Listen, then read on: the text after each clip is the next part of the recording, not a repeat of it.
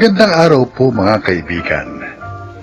Marinig natin ang kwento ng isang padre de pamilyang katulad ng karamihan ay maraming isinakripisyo. May taguyod lamang ang kanyang pamilya. Siya ay si Fidel.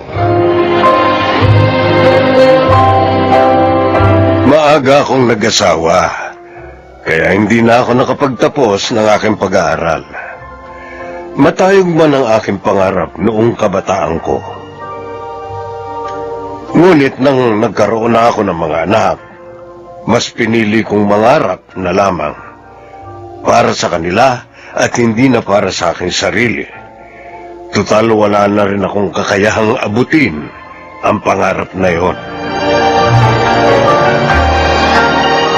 O ate, paano ba yan? Mauna na ako sa isa pila. Bahala ka, buhay mo naman yan eh.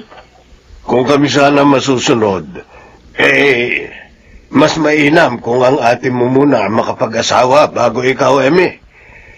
Kaya lang, wala naman tayong magagawa kasi wala namang kasintahan ng ate mo. At wala ring manliligaw. Uy, grabe naman kayo sa akin. Kasi naman ate, sabi ko sa'yo, lumabas-labas ka rin paminsan-minsan. Paano ka namang makakapag-asawa kung bahay at opisina lang yung pinupuntahan mo? Sa opisina nyo, palay naman may asawa yung mga lalaki doon. Huwag mo na nga akong pinakikialaman. Wala naman akong problema kung mauna ka sa akin na mag-asawa. Concerned lang kami sa iyo kasi lahat na nga ng mga kapatid mo may asawa na at tumatanda na kami ng tatay niyo. Ayaw namin na dumating ang araw na mawawala na kami sa mundo tapos may maiiwan sa inyo na mag-isa. Kasi naman ate, ikaw naman puro katrabaho. May pinag-iipunan ako, kaya subsub ako sa trabaho. Ano naman ang pinag-iipunan mo, Aber?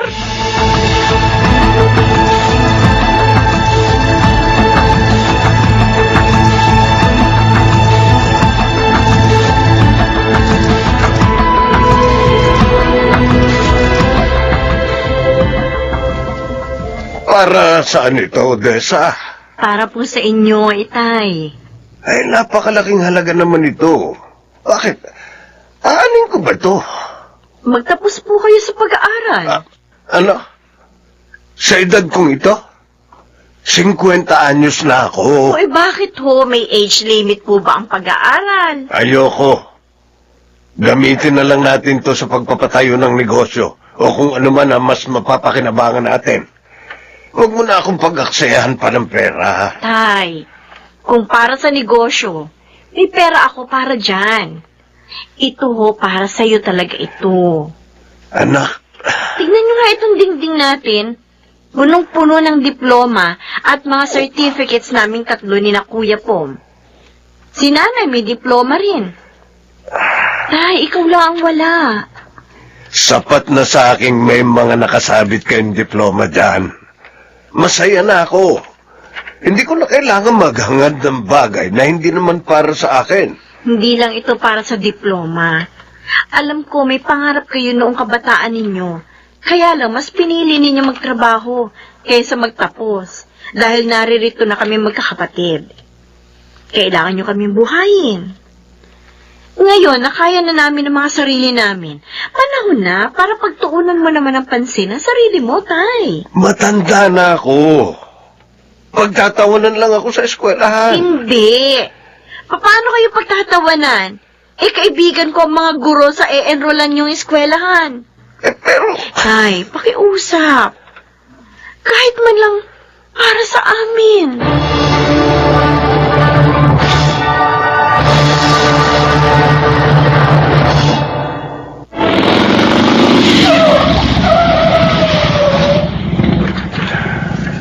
eto ang bayad, Pedring.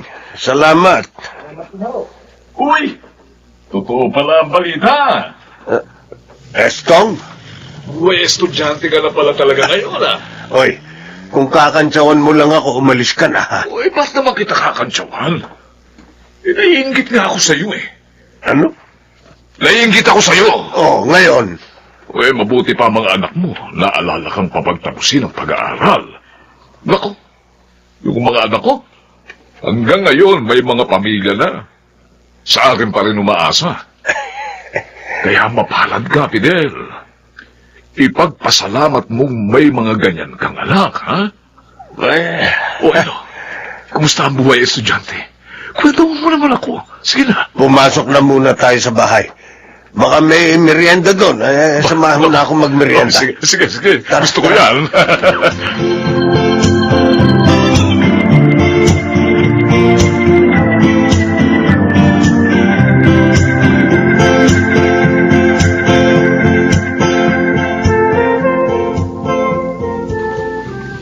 Paano ba ito pagagalawin? Nako, ito na nga ba ang sinasabi ko kay Odessa, kaya ayoko na mag-aral eh. Lahat teknolohiya na ang ginagamit. Hindi ko na maalam kung paano gagamitin ang mga ito. Ay, Oh, Pom, napadaan ka. may kinuha lang ako kay nanay. Ano yung ginagawa niyo sa computer? Mabuti nga't napadaan ka. Halika. Bakit to? Tulungan mo ako rito. Anong gagawin niyo? Hirap na ako rito. Paano ko ba ito pagagalawin? Ganito. Hawakan niyo itong mouse. Ka? Oo.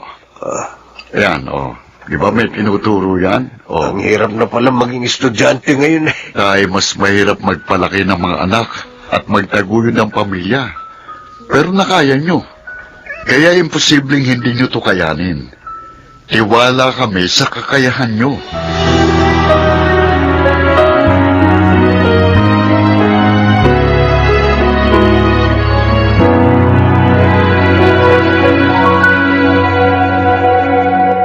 Wow, hi, Tay.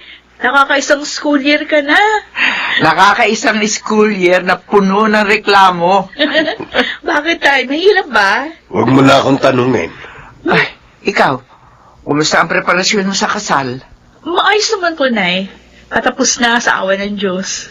Mas pag-igihin mo ang pagsisikap, Emmy. Lalo na't magkakaroon ka na rin ng sarili mo pamilya. Oo, alam ko yan. Nakita ko sa inyo ni Inay kung paano itaguyod yung pamilya. Kaya sisikapin kong mag-iisang mabuting may bahay. Puno ng sakripisyo ang buhay may asawa, Emmy. O yan, tingnan mo ang tatay mo. Alam ko po yun. Pero wala nang masasaya pa sa pakiramdam ng isang ama na makitang napalaki niya na maayos ang kanyang mga anak. Yun ang pinakamagandang parangal na natatanggap ng isang magulang.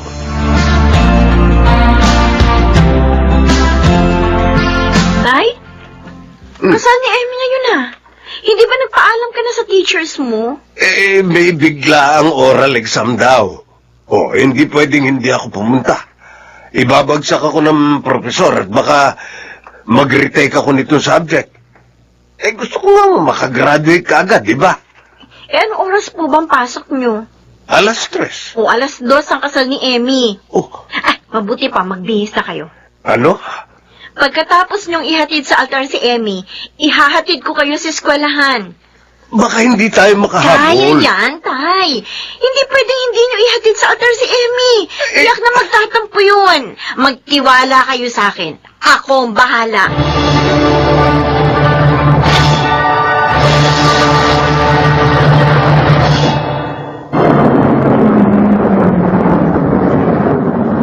Oh, sige na, Tay. 10 minuto na lang bago mag-3:00. Sige na, tumakbo na kayo. Nakabaro pa ako. Okay lang yan. Sige. Galingan nyo, Tay, Oo. Bakit ba ako naiiyak? Ay, Diyos ko. Salamat at biniyayaan mo kami ng amang kagaya ni Tatay. Kung hindi dahil sa kanya, wala kami kung nasaan man kami ngayon. Kaya hanggat kaya namin, susuportahan namin siya hanggang sa matupad niyang kanyang sariling pangarap.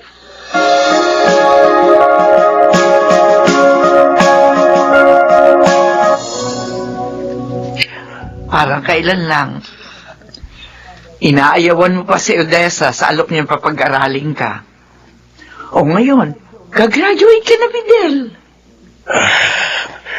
Parang hindi pa rin ako makapaniwala hanggang ngayon. Pagkatapos nito, matutupad na pangarap mong maging isang degree holder. Napakasimple lang naman talaga ng pangarap ko.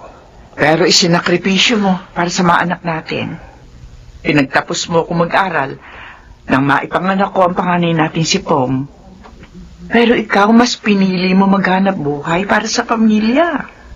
Dati, naiinggit ako sa mga kaklase ko noon. Dahil halos lahat sila may narating na sa buhay. Samantalang ako, kung saan-saan nagtatrabaho para lang mabuhay kayo. Pero nang nakikita ko ang mga bata at ang mga nakukuha nilang award sa eskwelahan, nagiging proud ako sa sarili ko. Masayang-masaya ako na may mga anak akong may pagmamalaki. At hindi na sayang ang lahat ng mga sakripisyo natin.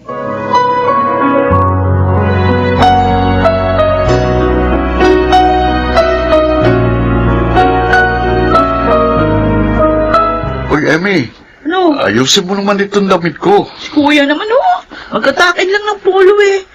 Oh, ayusin mo dito sa likod. Hindi ko kasi makita. Paano?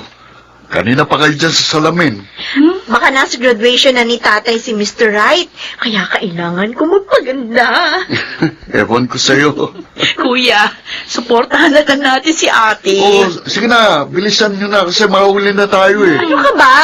Kaya natin makarating sa school ni tatay in 5 minutes. Oy, Odessa, ayan ka na naman ha. Oh, Sabi ko sa'yo, huwag kang laging overspeeding sa pagmamaneho. Hindi ko na nasanay kay ate. Kung hindi siguro yan naging empleyado sa bangko, baka car racer yan. O kaya sana, bilis-bilisan mo na rin maghanap ng mapapangasawa. Tama!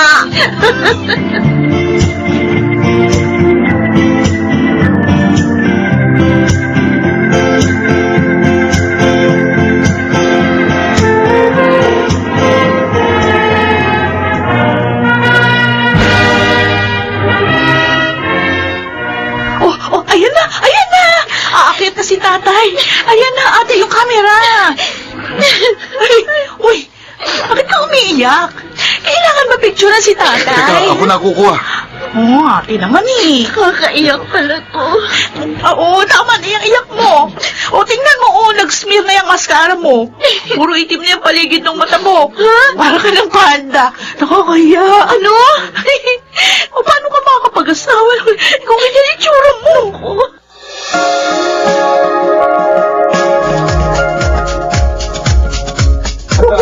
Mga anak, graduate na tatay nyo. Congrats, Tay! Congrats!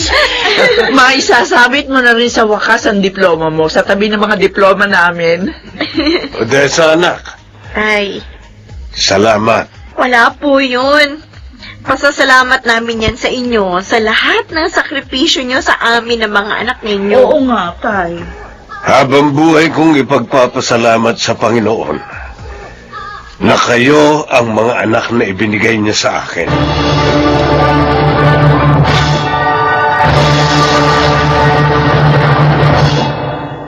Para sa iba, isa lamang papel ang diploma.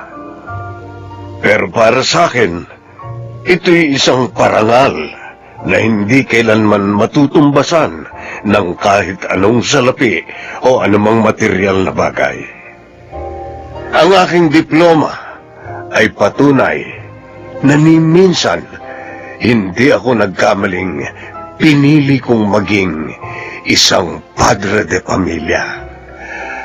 Ako si Fidel. Ito ang aking buhay.